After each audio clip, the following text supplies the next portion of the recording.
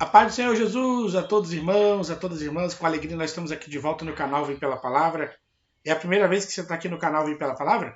Vai aqui embaixo, clica aí para se inscrever, tem o sininho do lado para você ser notificado cada novo vídeo que a gente colocar aqui. E aí é bom que você fique aí, sabendo de primeira mão de todo o material que a gente coloca para sua edificação. Meu nome é Paulo Martins, sou pastor da Assembleia de Deus Ministério de Madureira, aqui em Santo Antônio da Patrulha, Rio Grande do Sul, meu pastor presidente, pastor Jerônimo. Aqui eu já mando um forte abraço e desejo-lhe uma tremenda bênção de Deus para a sua vida, meu pastor. Olha só, nós temos um grupo de WhatsApp onde a gente coloca professores, alunos, superintendentes. Quer fazer parte desse grupo de WhatsApp? É só clicar aqui embaixo, pronto. Clicou nesse link que está aqui na descrição, você já vai entrar direto nesse grupo de WhatsApp, sem resenha, sem nada, e é de graça, tá bom? Ali a gente compartilha materiais, fala acerca da lição durante a semana, enfim, você é meu convidado a fazer parte desse grupo, tá bom? Clica aqui embaixo, pronto. Entrou no grupo. E como eu venho fazendo todas as lições, nós vamos aqui agora comentar a lição de número 11, né, acerca da vida cheia do Espírito Santo de Deus. Também tenho aqui uma dica para você aplicar como dinâmica para essa aula. Eu venho falando de dinâmicas desde a primeira lição. Se você quiser voltar, esse trimestre você vai ver a lição 1, 2, 3, 4, 5. A gente vem falando aí acerca das dinâmicas que podem ser aplicadas, e para essa lição de número 11 também eu tenho uma, e eu gostaria que você ficasse um pouquinho mais para você saber essa dinâmica, tá bom? Falamos então da lição de número 11, a plenitude do Espírito Santo. Quando a gente ouve essa palavra plenitude, o que se remete? Já vai nos remeter a uma ideia de algo pleno, de algo que alcançou o seu limite máximo, de algo que alcançou o seu ápice, não é isso? Então, falando da plenitude do Espírito Santo, está falando da dimensão máxima que alguém pode experimentar na pessoa do Espírito Santo de Deus. Então é isso. A plenitude do Espírito é esse alcance máximo, seja na profundidade. Quando a gente fala de profundidade, a gente fala de conhecimento, seja na altura, ou seja, também a gente está falando na questão da comunhão com o Espírito Santo, seja na largura, ou seja, nesse alcance que manifesta as outras pessoas.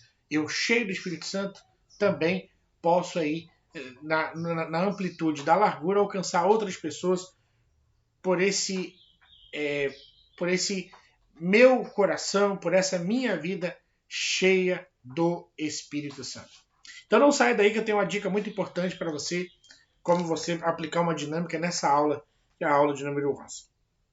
O nosso texto áudio está em Efésios capítulo 5, verso 18, que vai dizer assim: não vos embriagueis com vinho, em que há contenda, mas enchei-vos do Espírito Santo. Ora, está falando de encher. Encher o quê? Encher algo que está vazio, né? Encher, ocupar um espaço interno. Encher é esgotar o espaço com aquilo.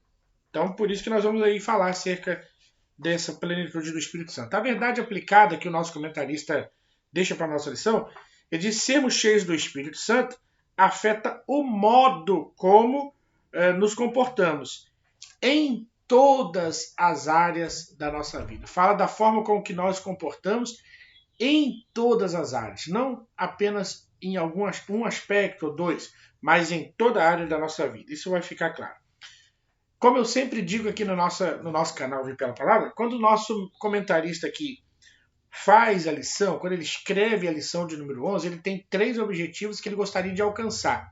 E nós, como professores, precisamos trabalhar em cima desses 3 objetivos fundamentais para que a lição fique aí concluída. Primeiro é discorrer acerca da prática dos valores cristãos. Segundo, ensinar sobre o propósito divino para as nossas vidas. E terceiro, explicar o que é uma vida cheia do Espírito Santo. Então veja bem, nós precisamos ter ideia desse tripé.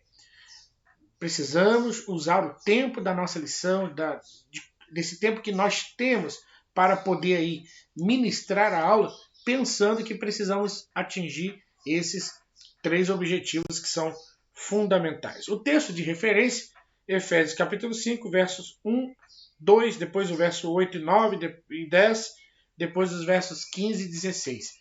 Eu sugiro que você faça essa leitura com sua classe, separando homens e mulheres, os homens lê os ímpares, as mulheres os pares, ou você lê e eles respondem. Faça uma leitura de forma que você possa aí usar os alunos da sua classe, tá bom? Então lá, o primeiro ponto da lição, o nosso comentarista vai falar sobre imitação. Imitando como filhos amados. Veja bem, nós só podemos imitar aquilo que nós conhecemos. Todo grande imitador, estou falando do campo da comédia, por exemplo, todo grande imitador, ele estuda exaustivamente aquela pessoa, seus trejeitos, sua maneira, sua forma de olhar, sua forma de gesticular, o tom de voz, a maneira que a pessoa fala, o português da pessoa. Então é feita uma investigação profunda sobre aquele a quem se quer imitar. Ora, se nós então precisamos imitar a Deus como filhos amados, nesse processo para que a gente consiga imitar à medida que é pedido para cada um de nós, é necessário esse conhecimento, é necessário essa investigação, é necessário essa convivência. Se faz necessária essa troca de figurinhas. Até tem alguns filmes, por exemplo, filmes históricos, ou que vai contar um drama da vida de alguma pessoa cuja história marcou um determinado tempo, e aí o personagem ali ainda está com vida, o ator que vai fazer aquele personagem, ele faz uma aula, ele fica conversando com aquela pessoa, ele convive com aquela pessoa que vai ser contada a história no filme, a fim de que ele, ao máximo possível, extraia a forma de ser, de viver, de pensar daquele a quem ele vai imitar naquela dramaturgia. Veja bem, então, que se nós quisermos imitar a Deus, é necessário essa investigação. Porque investigando Jesus, investigando os seus ensinamentos, investigando as suas promessas, investigando as suas palavras, o que nós vamos poder ver? Nós vamos poder ver de fato quem ele é. E aqui vem uma preocupação do nosso comentarista acerca da questão do modelo. Jesus, sim, é o nosso supremo modelo. Veja que recebemos uma notícia agora, atual, do desligamento da Convenção Batista do Edner Renekiewicz. Edner Renekiewicz, pregando há 30 anos na mesma igreja, com vários sermões dentro daquela comunidade, mas ali fazendo uma série de 15 sermões, no 15º sermão, ele fez 8 minutos de uma colocação, dizendo que a Bíblia precisa ser reformada, dizendo que a Bíblia não é válida, que o Evangelho precisa ser atualizado, a Bíblia precisa ser atualizada. Aí, ele disse isso. Veja bem, 30 anos pregando na mesma igreja, 30 anos pregando vários sermões, e de repente essa pessoa faz uma declaração que desmonta tudo aquilo que, de certa forma, estava sendo construído na questão dele. E aí, por isso que cada vez mais fica claro para nós que o único modelo a ser seguido, que é inabalável, se chama Jesus Cristo de Nazaré. Jesus Cristo de Nazaré é o modelo a ser imitado, e quem o imita jamais ficará surpreendido por qualquer coisa que ele tenha feito que vai desabonar aquele a quem está imitando. Então, nesse contexto de nós nos colocarmos numa vida na vontade de Deus, no conhecimento de Deus, buscando do Senhor, ser parecido com Cristo, de sermos autênticos com Cristo, essa investigação, nós vamos ver que Jesus é um modelo a ser seguido. E é o modelo, porque ele é o supremo modelo, está acima dos homens. Claro que eu, como pastor aqui na minha comunidade local, eu preciso me preocupar em ser aqui um exemplo. Por exemplo, as pessoas da minha comunidade precisam me olhar como um bom marido. As pessoas aqui na minha comunidade precisam me olhar como um bom pai. Os irmãos que Deus tem colocado aqui na minha mão para eu pastorear precisam olhar para a minha vida social e buscar nela alguma referência. Se eu pago as minhas contas, se eu trato bem a minha família, se eu não tenho nenhuma queixa social sobre a minha pessoa, sobre qualquer conduta que eu tenha cometido, eu tenho uma responsabilidade, eu sei disso. Mas agora eu sou falho. E por isso, muitas vezes, eu alerto eles. Olha, eu tenho que ser referência, eu procuro ser o melhor, mas eu sou falho. Pode ser que em algum momento não é o que eu queira, não é o que eu vou buscar, não é o que eu não relaxo a ponto de isso acontecer, mas se acontecer algum deslize meu, os olhos de vocês precisam estar naquele que é infalível. É no Senhor Jesus. É naquele que é o modelo infalível. Então, veja bem que é muito importante, se nós quisermos imitar Jesus, é nós investigarmos a vida de Jesus, conhecendo ele. Depois, fala da questão de despojar do velho homem. E a gente falou isso, né? Na lição de número 10. Na lição de número 10, nós falamos o novo homem e a sua conduta diante do mundo. E aí, no 1.2, foi assim, despojando-se, o tópico 1.2, despojando-nos do velho homem. E aqui 1.2 é o mesmo, despojando-nos do velho homem. Então, veja que esse reforço que se faz a abdicar de uma vida que outrora desagradava a Deus. Nós não somos mais aquelas pessoas que faziam todas aquelas coisas. Então são atos impróprios e impuros, como, por exemplo, fornicação, avareza, impureza. E Paulo fala que a gente deve ser agora uma nova criatura que se despoja, ou seja, que abre mão, que abdica dessas práticas erradas que a gente andava aí fazendo e vivendo conforme os padrões do mundo.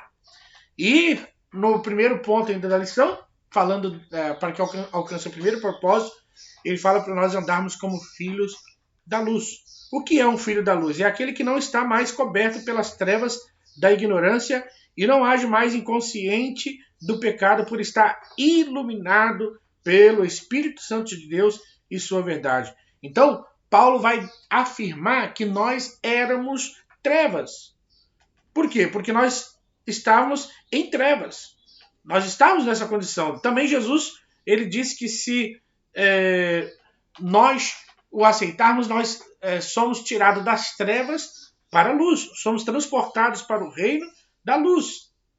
Então, existe uma grande lacuna, diferença, é muito antagônico as trevas da luz.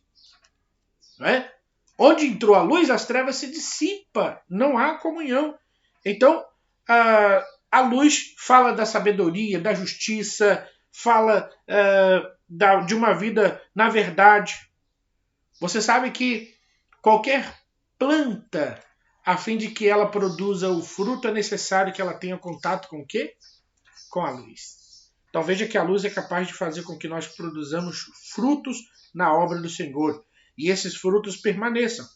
E é impossível nós permanecermos na luz e nas trevas ao mesmo tempo.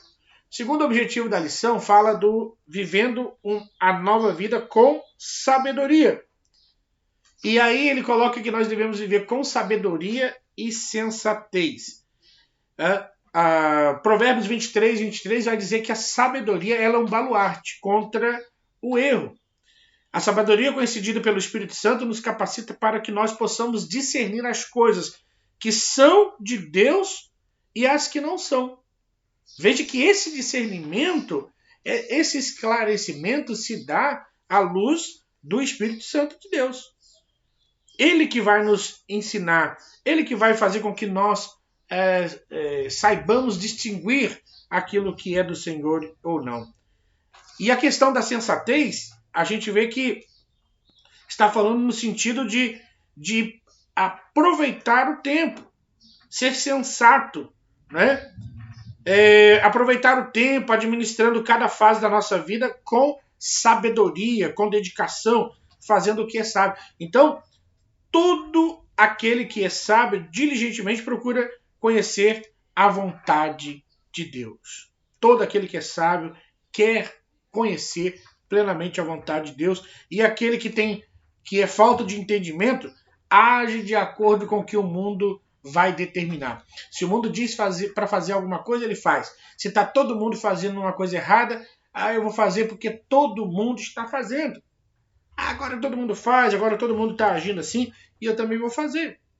Então, nós precisamos despertar em nós essa questão da sabedoria e da sensatez. E depois, devemos ter consciência de quem nós somos agora. Veja bem, eu estava conversando com um amigo ontem, e ele estava me dizendo assim, que porque ele saiu do nosso ministério e está numa outra igreja.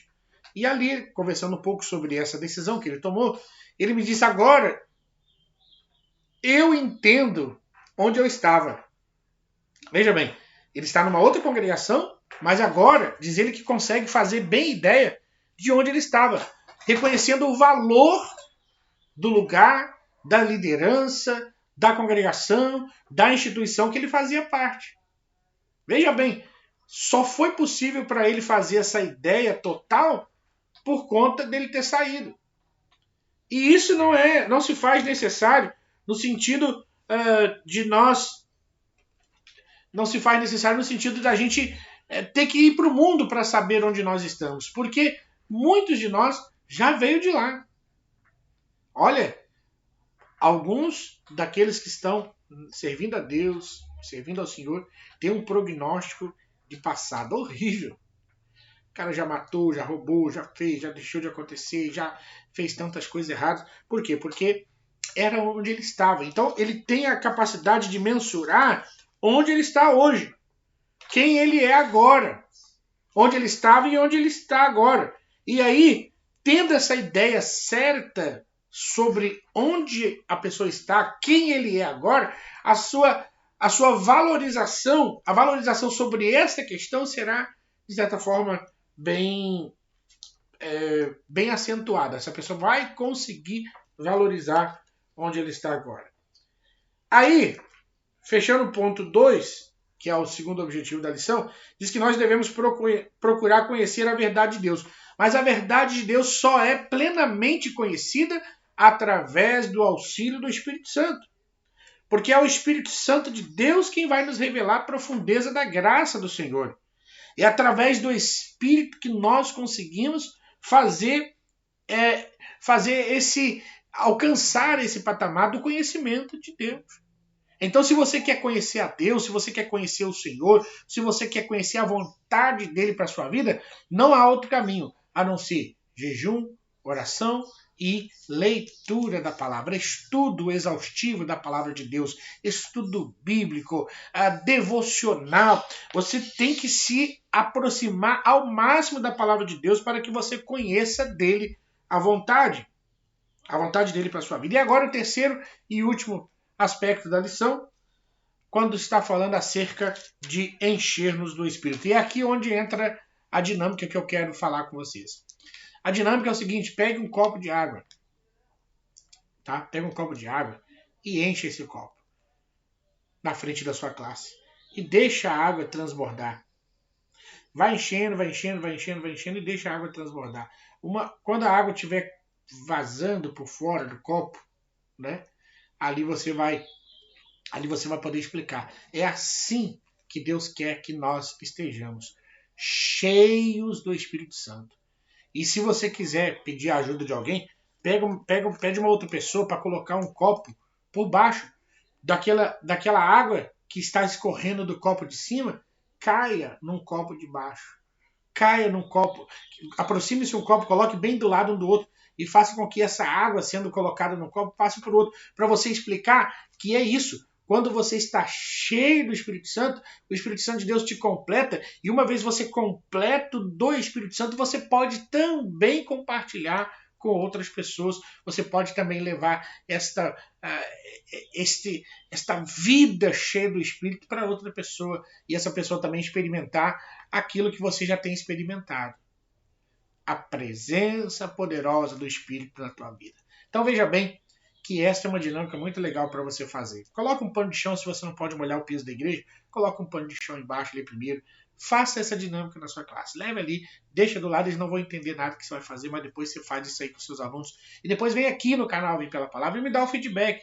Eu sei que tem alguns irmãos aplicando as dinâmicas que eu estou falando aqui, mas depois não dizem para mim como é que foi essa dinâmica. Diz para mim se essa dinâmica serviu, ajudou e abençoou você aí na sua aula de escola dominical, tá bom? Então esse é o terceiro objetivo da lição.